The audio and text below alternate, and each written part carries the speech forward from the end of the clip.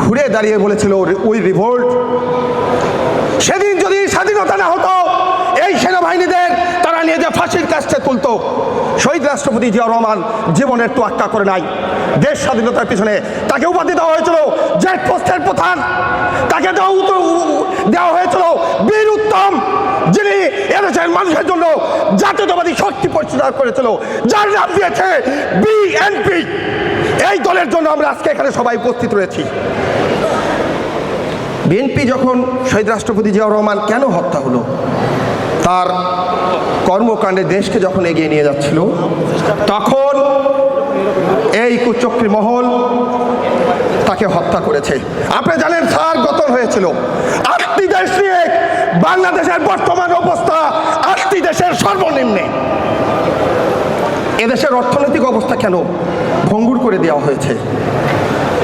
আজকে শহীদ রাষ্ট্রপতি জিয়াউর রহমান যখন গল দখল করেছিল, আজকে যারা মুরব্বীরা বসে আছেন, তিনি দলে দেশ বরণ্য ব্যক্তিদেরকে দলে ইনক্লুড করেছিলেন, তাদেরকে পদ পদবি দিয়েছিলেন। ডাক্তার, ইঞ্জিনিয়ার, সাংবাদিক, ডক্টর, প্রত্যেকটা শ্রেণী থেকে মানুষ বেছে বেছে তিনি পদ পদবি দিয়েছিলেন। আমি দুনু ভাইকে অনুরোধ করব, নাটোর জেলা বিএনপি ধ্বংস করতে দিয়েন না। দীর্ঘদিনের আপনার পরীক্ষিত, আপনি নেতা, 1.5 বছর হয়ে গেছে, একটি কমিটি আপনি আর ত্বরান্বিত করতে পারি নাই।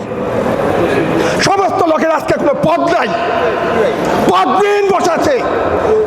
সংগঠন যদি না থাকে দল চালাবেন কি করে? আপনাকে স্মরণ করে দিতে চাই, এবং যারা বসে আছেন, আমার ছোট্ট মা পুতুলকে স্মরণ করে দিতে চাই। জাতীয় পার্টির আমলে মুজিবুর রহমান সেন্টু সাহেবের বাড়িতে রাশিয়ান বড় একটি জাতের কুত্তা পালতে দেখতাম, যাকে মাংস দিয়ে ভাত খাওয়া হতো। জাতীয় পার্টি ক্ষমতা থেকে চলে গেছে, জাতীয় পার্টি নাটোর থেকে হারিয়ে গেছে। বলা ঠিক না, জাতীয় পার্টির অনেক নেতাও এখন এই বিএনপির এই মঞ্চে বসে আছে,